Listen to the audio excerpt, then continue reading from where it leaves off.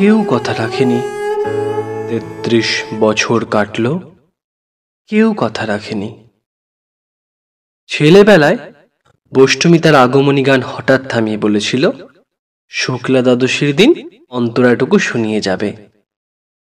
তারপর কত চন্দ্রভোগ অমাবস্যা এসে চলে গেল, কিন্তু সেই বষ্টমী আর এলো না। ২৫ বছর প্রতীক্ষায় আছি। মামাবাড়ির মাঝি নাদের আলী বলেছিল, বড় হও দাদা ঠাকুর, তোমাকে আমি ৩ প্রহরের বিল লেখাতে নিয়ে যাব। সেখানে পদ্ম ফুলের মাথায় সাপ আর ভ্রমর খেলা করে। নাদের আলী, আমি আর কত বড় হব? আমার মাথা এই ঘরের ছাদ ফুঁড়ে আকাশ স্পর্শ করলে তারপর তুমি আমায় ৩ প্রহরের বিল দেখাবে? একটাও রয়্যাল গুলি কিনতে পারিনি কখনো।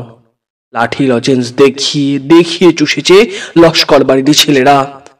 ভিখারির মতন চৌধুরীদের গেটে দাঁড়িয়ে দেখেছি ভিতরে রাস উৎসব। অবিরল রঙের ধারার মধ্যে সুবর্ণ কঙ্কন পরা ফর্সা রমণীরা কত রকম আমোদে হেসেছে। আমার দিকে তারা ফিরেও চায়নি। বাবা আমার কাঁধ ছুঁয়ে বলেছিলেন, দেখিস একদিন আমরাও। বাবা এখন অন্ধ। আমাদের দেখা হয়নি কিছুই। সেই রয়্যালগুলি, সেই লাঠি লজেন্স, সেই রাস উৎসব আমায় ফিরিয়ে দেবে না কেউ।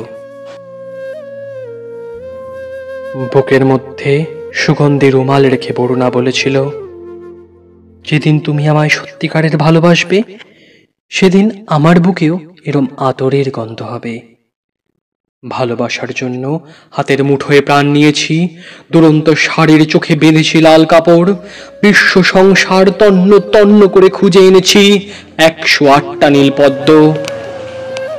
তবুও কথা রাখেনি বরুণা। এখন তার বুকে শুধু মাংসের গন্ধ। এখনো সে যে কোনো নারী। কেউ কথা রাখেনি। ৩৩ বছর কাটল, কেউ কথা রাখে না।